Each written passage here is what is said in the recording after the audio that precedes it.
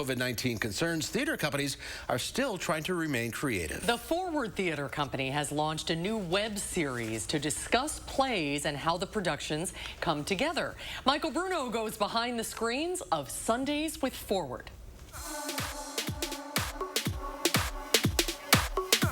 We're going to be talking about Forward Theater's monologue festivals. I've written one short play in high school. That's been it for my playwriting. So. Yeah. The staff and I chatted and realized that a Facebook Live event could be a really great way to share some information with our audience and just kind of let them know what was going on. And the nice thing about Facebook Live is you can have people chiming in with questions as you go. It's probably the closest thing we can get right now to our post-show talkbacks that we do at Forward after every performance. And at that point, we realized, we're going to all be here for a while. And this is not a bad way to keep in touch with folks. And again, that live aspect of it so that people can talk with us, we're not just talking at them, felt very, in keeping with the way we like to do our theater.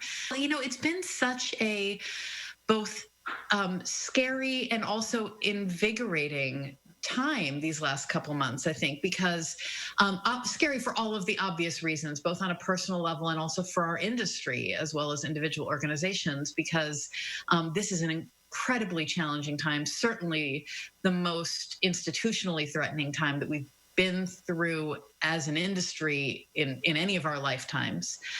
At the same time, we're creative people. We're energetic people. Theater people are. We solve problems. We make something out of nothing. And to see how not just an individual artist or an individual company, but our whole industry has thrown ourselves into learning how to do something new very quickly. It's really inspiring and exciting. Now, I'm not going to say that any of what we're doing is theater. Right. It's a new thing. It's also not television, Right. It's not. It's a new thing. And how much this new thing will be a part of the future of theater, I think it's way too early to tell. For sure, we will go back to the days of gathering together live artists and audience in the same space together. That day will come, and we've returned to that for millennia.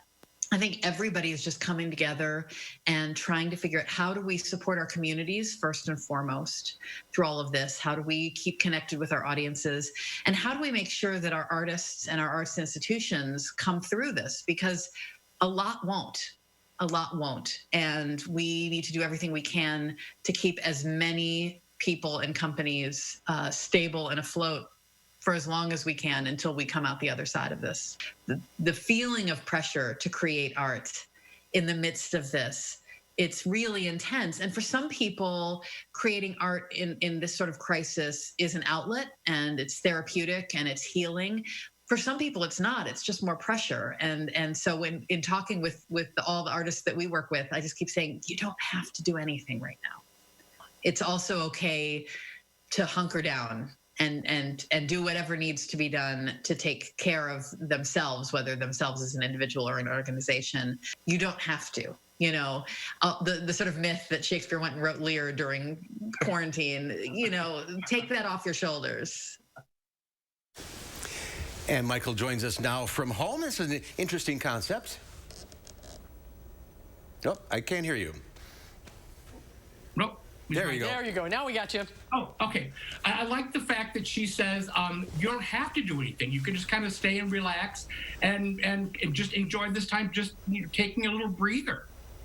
But it's been an adjustment for everyone, but especially for people in the theater world to try to transition what they do to the virtual world. So this is very creative.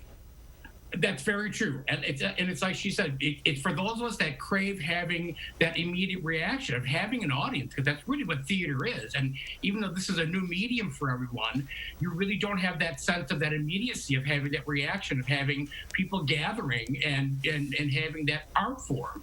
So it really is a fascinating time to have this kind of thing happening for us. And there's not the audience reaction that you often play off of.